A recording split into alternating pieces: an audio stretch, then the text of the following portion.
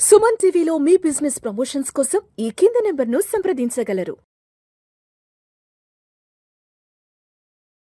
Hi friends, ఇప్పుడు మనము savings గురించి మాట్లాడదాం. ఇప్పుడు మనము ప్రొటెక్షన్, ఇన్వెస్ట్మెంట్స్, పెన్షన్ గురించి మాట్లాడాం కదా. ఇప్పుడు అసలు సేవింగ్స్ అంటే ఏంటి? రెగ్యులర్గా మనం బ్యాంక్ అకౌంట్ మాదిరి ఏదైతే సేవింగ్ చేసుకుంటామో దాన్ని కూడా మనం సేవింగ్స్ అంటాం. కాబట్టి సేవింగ్స్లో ఇలా ఏమవుతుంది అంటే ఇందులో రెండు రకాలు ఉంటాయండి సేవింగ్స్ ప్లాన్లో. ఒకటి నాన్ పార్ అంటారండి, ఇంకొకటి పార్ అంటే పార్టిసిపేటింగ్ ప్లాన్. నాన్ పార్ ప్రోడక్ట్ ఏంటి అంటే, ఈ నాన్ పార్ ప్రోడక్ట్లో ఏదైతే మనం బాండ్లో ప్రింట్ చేస్తున్నామో అది గ్యారంటీడ్ ద కస్టమర్, అంటే ₹1 సహా గ్యారంటీడ్ ఇచ్చే అమౌంట్ని మనము నాన్ పార్లో ఇన్వెస్ట్మెంట్ చేస్తాం. ప్రతి ఒక్క ప్రోడక్ట్లో మీకు చూసుకుంటే కింద కనిపిస్తుంది నాన్ లింక్డ్ పార్టిసిపేటింగ్ ప్లానా, నాన్ పార్టిసిపేటింగ్ ప్లానా అని చూస్తారు. సో నాన్ పార్టిసిపేటింగ్లో ఎక్కడ ఇన్వెస్ట్మెంట్ చేస్తారంటే ఇది central government and state government బాండ్స్లో ఇన్వెస్ట్మెంట్ చేస్తారండి. ఇంకొకటి ట్రెజరీ బిల్స్, ఇవన్నీలో ఇన్వెస్ట్మెంట్ చేస్తారు. ఇందులో కస్టమర్కి 4 to 5% వరకు రిటర్న్స్ వస్తుంది.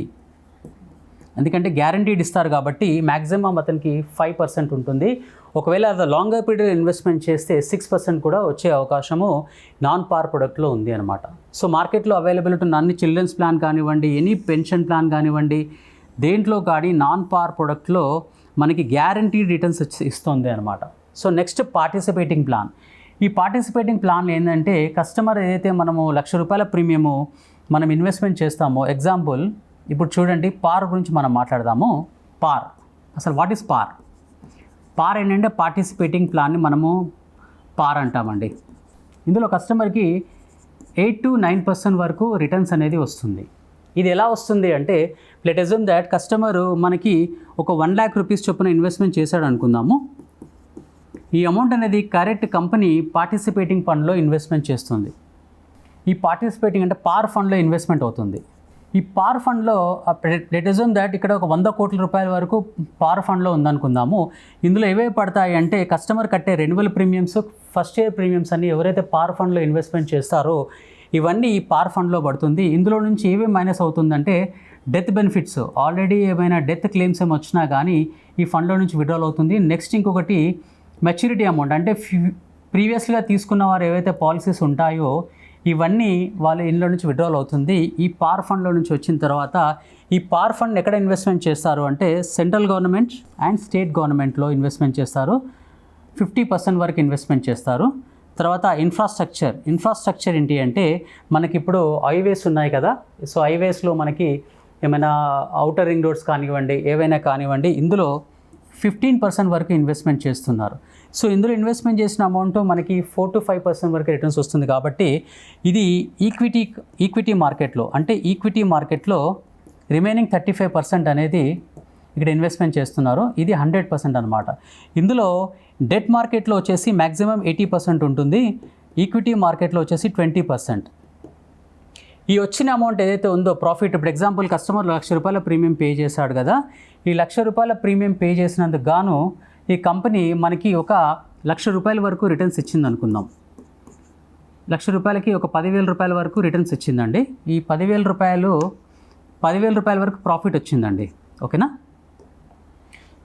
1,00,000 ఇన్వెస్ట్మెంట్స్కి ఎప్పుడైనా అని కంపెనీ బోనస్ డిక్లేర్ చేసేది మీరు కట్టే ప్రీమియం మీద కాదు, మీరు తీసుకున్న సమ్ అష్యూర్డ్, అంటే మీ కంపెనీకి ఎంతవరకు లైఫ్ కవర్ ఉంది. అంటే ఇప్పుడు ఎగ్జాంపుల్ ₹10,00,000 కవర్ ఉంది కదా, ఈ ₹10,00,000 కవర్ మీదనే బోనస్ అమౌంట్ అనేది డిక్లేర్ చేస్తారు. సో ఇక్కడ వచ్చే అమౌంట్ ఏదైతే ఉందో ఈ ₹1,00,000 గాను ₹10,000 బోనస్ అమౌంట్ వస్తే ఇందులో 90% అంటే ₹9,000 అమౌంట్ అనేది కస్టమర్కి పే చేస్తారు. 10% ఏమైనా షేర్ హోల్డర్స్కి ఉంటే వాళ్ళకి డివిడెండ్ రూపంలో పే చేస్తారు. సో ఇక్కడ వచ్చే రిటర్న్స్ అనేది కస్టమర్కి అనేది ఇది పే చేస్తూ ఉంటారనమాట రెగ్యులర్గా. ఇప్పుడు ఉన్న మార్కెట్లో ప్రకారం రెగ్యులర్గా కస్టమర్ ఒక 40 సంవత్సరాల ప్లాన్కి గాను ఒక 12 సంవత్సరాల దాకా ఇన్వెస్ట్మెంట్ చేస్తాడు. ఇన్వెస్ట్మెంట్ చేసిన అమౌంట్ రెగ్యులర్గా అతనికి ఇప్పుడు ఎగ్జాంపుల్ ₹1,00,000 ప్రీమియం అనుకుందాము. ₹1,00,000 ప్రీమియంకి ఎవ్రీ ఇయర్ అతనికి 12 years పేమెంట్ చేస్తే 40 సంవత్సరాల దాకా, అంటే ₹40,000 ఇంటూ 40 సంవత్సరాలు, అంటే ఇది ఒక ₹16,00,000.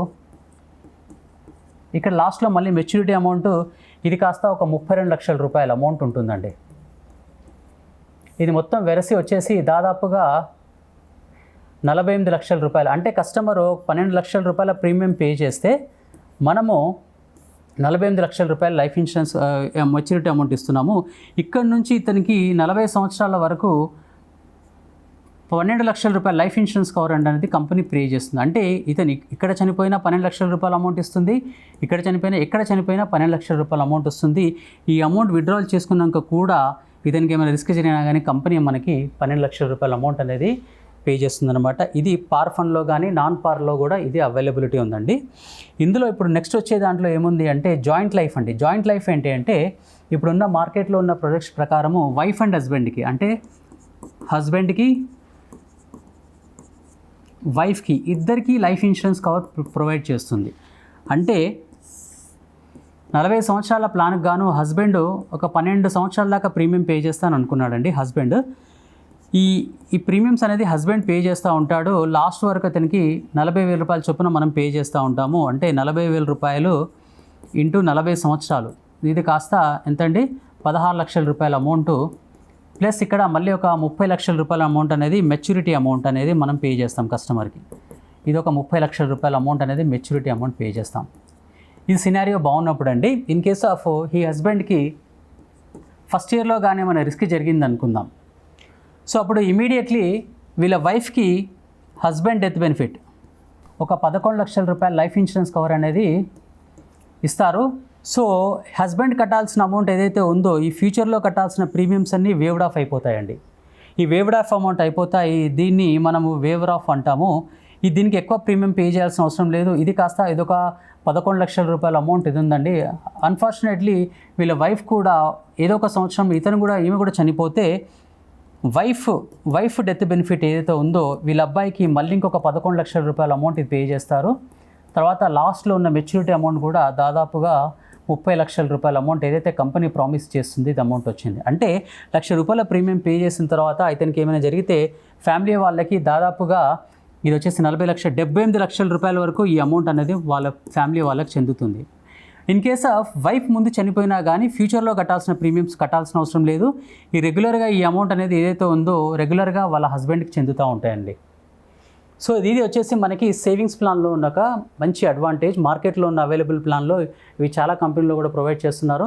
మీకు ఏమైనా ఈ ప్రోడక్ట్ గురించి కావాలనుకుంటే మీరు నన్ను అప్రోచ్ కావచ్చు, దాని గురించి మీకు చెప్తాను. ఇందులో మీరు కట్టే ప్రీమియం కూడా సెక్షన్ 80C కింద మీకు ట్యాక్స్ బెనిఫిట్ దొరుకుతుంది. ఓకేనా? ఏదైతే రిటర్న్స్ ఇవన్నీ వస్తున్నాయో ఇవన్నీ మీకు సెక్షన్ 1010D ప్రకారము ట్యాక్స్ ఫ్రీ ఇన్కమ్ అండి.